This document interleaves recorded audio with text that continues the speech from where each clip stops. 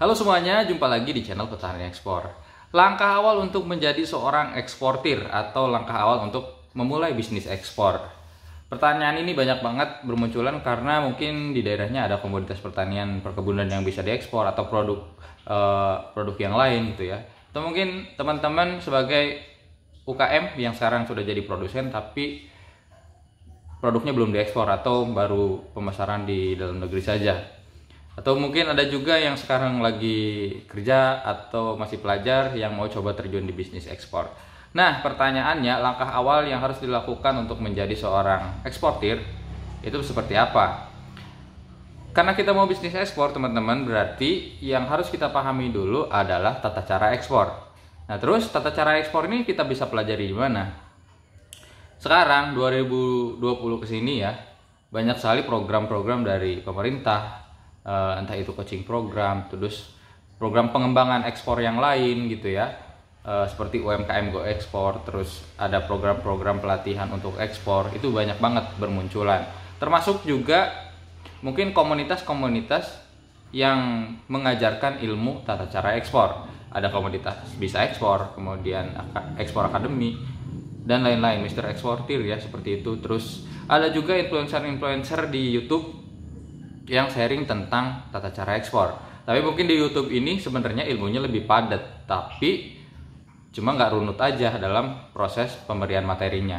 Jadi teman-teman harus pintar-pintar memahami tata cara ekspor ini dari berbagai sumber, dan mungkin bisa gabung juga di aplikasi Bisa Ekspor atau aplikasi Ekspor Akademi gitu ya, untuk merunutkan materi-materi yang harus dipelajari. Jadi step by stepnya di situ. Terus ilmunya teman-teman bisa pelajari dari mana saja, dari YouTube, dari artikel, dari baca buku. Karena terus terang banyak juga buku-buku yang ditulis oleh expert ekspor, guru-guru kita dulu itu juga menulis buku tentang cara-cara ekspor. Salah satunya adalah ekspor itu mudah gitu.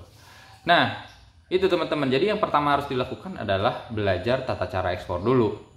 Baru setelah belajar tata cara ekspor, catatan pentingnya adalah tidak semua yang belajar itu bakalan bisa closing ekspor. Mungkin perbandingannya 101 atau bahkan 1001 atau 1000, tapi enggak, kalau 1001 sih enggak, mungkin 101 ya. Jadi kalau 100 orang belajar nih pasti ada satu yang bisa gitu. Itu termasuk mungkin batch saya dulu, itu ratusan orang yang belajar ekspor ya.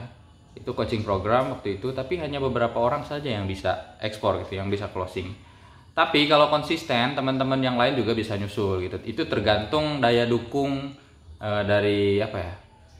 Dari berbagai hal sih, mulai dari produk, kemudian dia belajar, terus pendukung-pendukung yang lain gitu ya. Itu bisa menentukan si pelajar ekspor ini atau orang yang belajar ekspor ini bisa cepat closing ekspor gitu, seperti itu. Jadi itu teman-teman, tidak semuanya butuh proses. Tidak ada yang instan ketika kita belajar ekspor langsung berhasil ekspor, enggak juga. Mungkin ada beberapa, tapi kebanyakan sih butuh proses.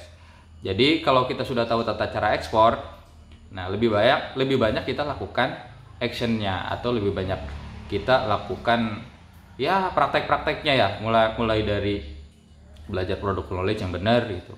Jadi ketika ditanya bayar, kita udah ngelotok, bener-bener ngelotok gitu tentang produk knowledge. Terus produknya juga, kalau misalkan produk punya kita sendiri, itu diusahakan produknya memang harus layak ekspor gitu.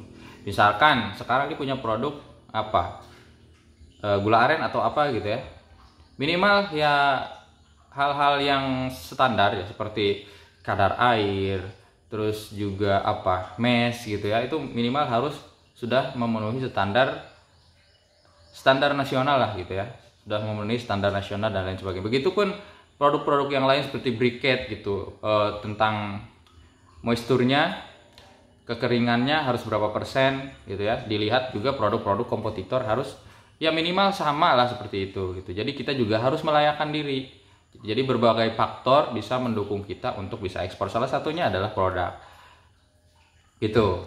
Terus yang lain ya emailan dengan bayar, email surat apa ya, introduction letter, terus apa namanya, inquiry yang kayak gitu-gitu, itu harus benar-benar kita maksimalkan gitu.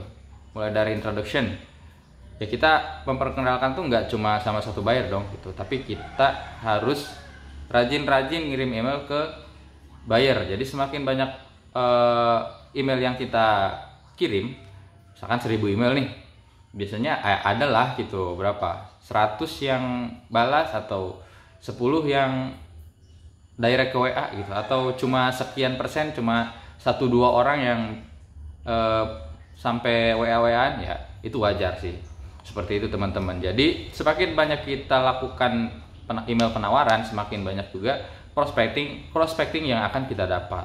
Seperti itu. Jadi ya dalam semua hal sih, itu nggak cuma di ekspor sih, tapi dalam semua hal untuk menjual ya kita harus lebih banyak membuat prospek untuk akhirnya bisa closing gitu. Nah terus yang pertama tadi apa? Belajar tata cara ekspor. Kedua, lebih banyak praktek.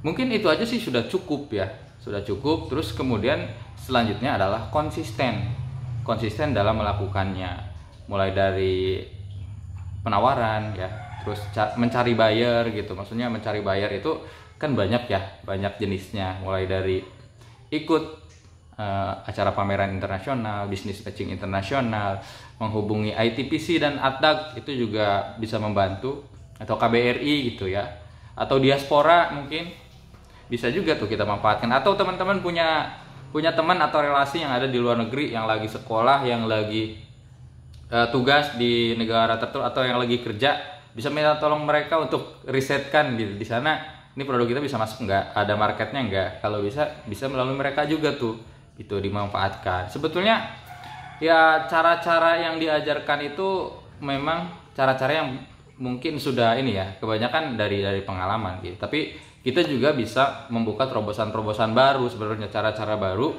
yang intinya adalah agar produk kita bisa dijual ke luar negeri. Seperti itu teman-teman. Mungkin itu ya. Jadi yang pertama adalah belajar tata cara ekspor, kemudian yang kedua banyakin actionnya, konsisten itu, dan juga itu konsisten sudah. Mungkin itu teman-teman. Jadi langkah awal untuk memulai ekspor adalah seperti yang tadi saya sampaikan. Semoga ada manfaat yang bisa didapat dari video ini. Jangan lupa klik tombol subscribe. Oh ya, kalau ada pertanyaan-pertanyaan lain seputar ekspor, seputar gula aren, seputar produk-produk lain, silahkan tulis di kolom komentar ya. Nanti mungkin kita akan buatkan videonya, atau nanti kita bisa dibuat untuk bahan diskusi dalam live streaming nanti mungkin ya, kalau kita sempat waktunya. Terima kasih, demikian sharing kali ini. Wassalamualaikum warahmatullahi wabarakatuh.